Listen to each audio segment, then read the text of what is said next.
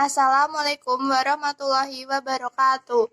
Saya Alvina Putri Kumalasari, nomor absen 2 dari kelas 10 MIPA 4 SMA Negeri 1 Gemolong, akan mempresentasikan mengenai bakteri. Pengertian bakteri. Bakteri berasal dari bahasa Yunani, yaitu bakterion yang artinya batang kecil. Sel-sel bakteri berukuran sangat kecil sehingga hanya dapat diamati dengan menggunakan mikroskop. Bentuk-bentuk bakteri. Pertama, bulat atau kokus. Contohnya, Streptococcus thermophilus, Streptococcus lactis. 2. Batang atau basil. Contohnya Azotobacter, Lactobacillus, dan Salmonella typhosa.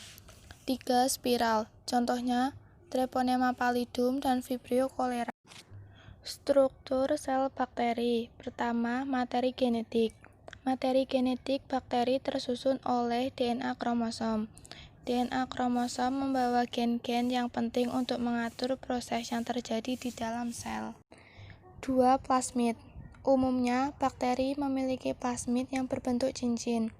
Plasmid adalah suatu DNA di luar DNA kromosom. 3. Sitoplasma. Sitoplasma merupakan cairan yang bersifat koloid dan berisi semua molekul yang diperlukan dalam proses metabolisme untuk menunjang kehidupan sel. 4. Ribosom. Ribosom merupakan organel sel yang berfungsi untuk sintesis protein. 5. Mesosom. Mesosom merupakan daerah membran sitoplasma yang mengalami pelipatan. 6. Endospora. Endospora merupakan suatu struktur berdinding tebal dan sangat tahan terhadap kondisi lingkungan yang jelek. 7. Membran sitoplasma. Merupakan selaput yang membungkus sitoplasma beserta isinya. Letaknya di bawah dinding sel, tetapi tidak terikat dengan dinding sel. 8. Dinding sel. Dinding sel adalah bagian sel bakteri yang berfungsi memberi bentuk dan kekuatan terhadap sel. 9. Kapsul. Kapsul merupakan lapisan lendir yang menyelubungi dinding sel. Fungsinya untuk pertahanan diri dan cadangan makanan. 10. Fimbriae.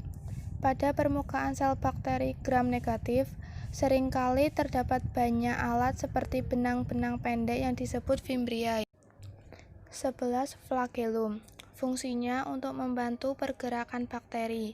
Flagellum tidak dijumpai pada semua bakteri. Reproduksi bakteri. 1. Pembelahan biner. Pada pembelahan biner, sel bakteri membelah menjadi 2 anak. 2. Konjugasi. Konjugasi adalah pemindahan bahan genetik atau DNA dari sel bakteri pemberi ke sel bakteri penerima melalui pilus kelamin. 3. Transformasi.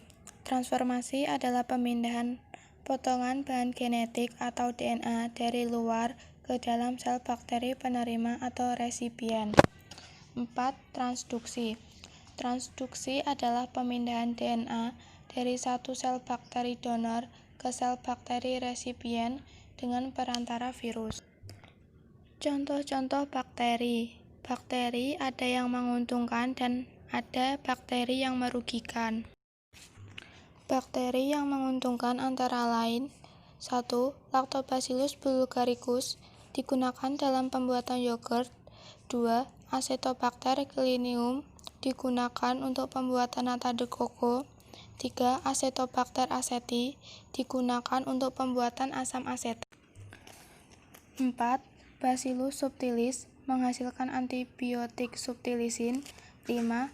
Bacillus thuringiensis menghasilkan racun yang dapat membunuh serangga hama sehingga digunakan sebagai bioinsektisida. Kemudian, bakteri yang merugikan antara lain: 1. Bacillus anthracis menyebabkan penyakit antraks. 2. Vibrio cholerae menyebabkan penyakit kolera. 3. Salmonella typhi menyebabkan penyakit tifus. 4. Mycobacterium tuberculosis penyebab penyakit TBC. 5. Streptococcus pyogenes menyebabkan penyakit faringitis. 6. Streptococcus pneumoniae menyebabkan penyakit paru-paru. Dan 7. Haemophilus influenza menyebabkan penyakit bronkitis. Sekian yang dapat saya sampaikan, kurang dan lebihnya saya mohon maaf. Wassalamualaikum warahmatullahi wabarakatuh.